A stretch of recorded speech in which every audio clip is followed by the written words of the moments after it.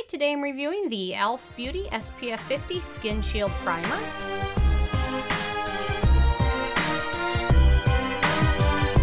And really quick, I just want to say I purchased all these products with my own money, so you know you can trust my opinion is what I honestly believe.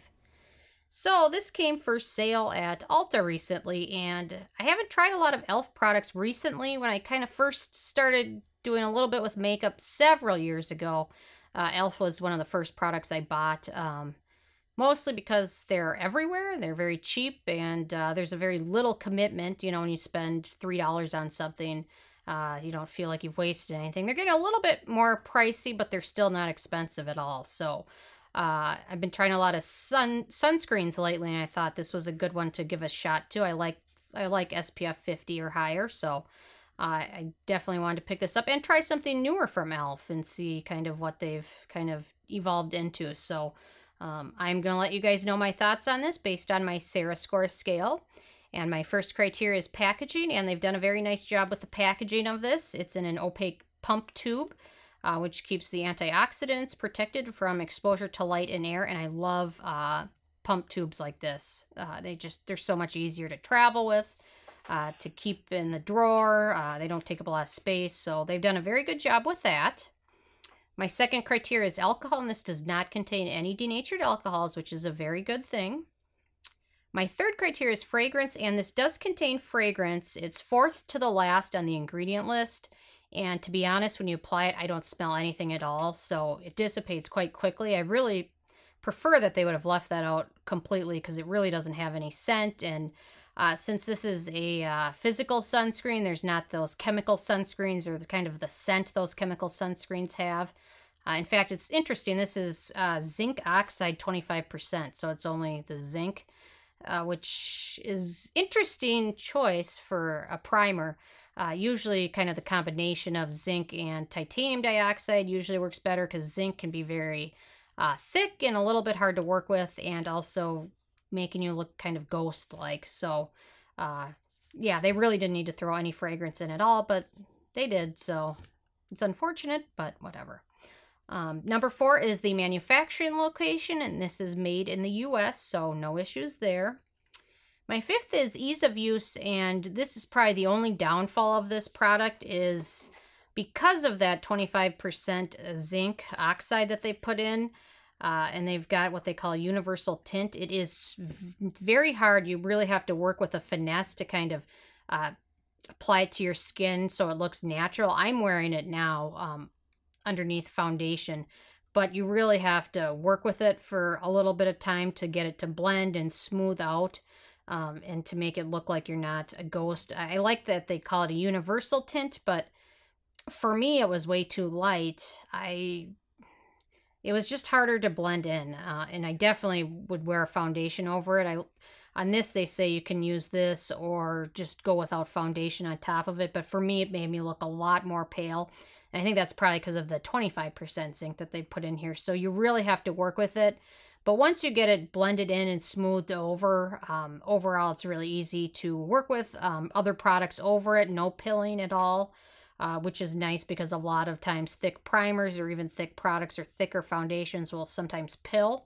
And I didn't have any pilling with that, but it definitely takes a lot of finesse and a little bit of extra time to smooth it over your skin. So it is very thick. So this one, a little bit does not go a long way. So, and the universal tint, I always wonder if, you know, how it'll look on other people. Because for me, it made me look ghost-like, but I'm already pale again. So anyway, on to number 6, which is antioxidants and pigmentation. Like I said, it has a tint to it. In my opinion, those with very, very fair skin will not like the tint, and those with darker skin tones probably won't like it either, which is why that ease of use would be a little bit nicer if it would smooth over skin a little bit easier.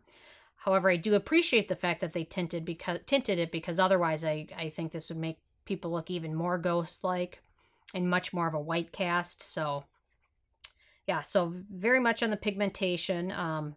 Does have a lot of antioxidants in here, which is good to see more sunscreens with some good antioxidants in there to back them up. It's got vitamin E, vitamin C, beta-carotene, carrot root, sunflower seed oil. So it's got a lot of good antioxidants included.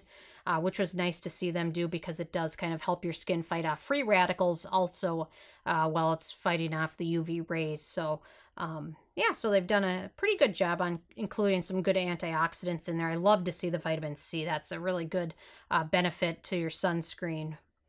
On to number 7, which is animal testing, and the e.l.f. brand is cruelty-free. On to performance. Like I said, once you've taken the time to smooth it over your face and blend it, it performs nicely. It lasts all day. It is a little tenacious, so you want to make sure to remove all of it at the end of the day. But it works well under foundation. It works well over serums or over a vitamin C serum. So it works well in conjunction with other products, which I love to see. Yeah, so it works pretty good once you've taken the time to smooth it in. But I think probably a lot of people that purchase it might just stop there after applying it and seeing how it looks without spending a couple minutes to kind of smooth it over and blend it. They might just rinse it off and return it. I don't know. But anyway, which brings me to price. And this is one ounce, which is the full size 30 milliliters, and it's $12. So compared to a lot of other products, it's a pretty good deal. So, which makes it even more attractive. So very good price. And then on to the it factor. My final thoughts were it's affordable, cruelty-free. It's got an SPF of 50. And it's a nice option to combine your sunscreen and primer into one step. So it definitely has the it factor for me. So probably going to be checking out some more e.l.f. products in the future. But yeah, so it's nice to kind of check out and see what some of the other brands are doing just away from Sephora, which I look at all the time. But it's nice to know that there's affordable products out there that are just as good, if not better, than some of the more expensive ones. So overall, this got an 8 out of 10 on the Sarah score scale, which is pretty good. Just remember when you purchase it to spend a little bit of extra time smoothing it in. Once you do that, I think you'll be a little bit more happy with it. So anyway, I'm interested if you guys have had a chance to try this one out yet or not, and if so, what your thoughts were. And the other thing I was wondering about today with my eyeshadow, I used my Huda Beauty Rose Gold. I didn't buy the remaster. I used the original one. But I was playing around with that a little bit, and I looked at the remastered one, and the reviews of it are just hit or miss. So a lot of people said that the remastered is much more disappointing, and they expected much more, and a lot of the metallic or shimmery shades are like hollow. So anyway, I'm interested if any of you guys have purchased it, what your experience was. So anyway, yeah, just my thoughts. It's sold out now anyway, so I can't get it. But anyway, so leave a comment. I love hearing from you guys. Feel free to subscribe if you're not already. I come with at least one new review every day. And check out nobsbeauty.net and the Amazon link below. Thank you so much, guys.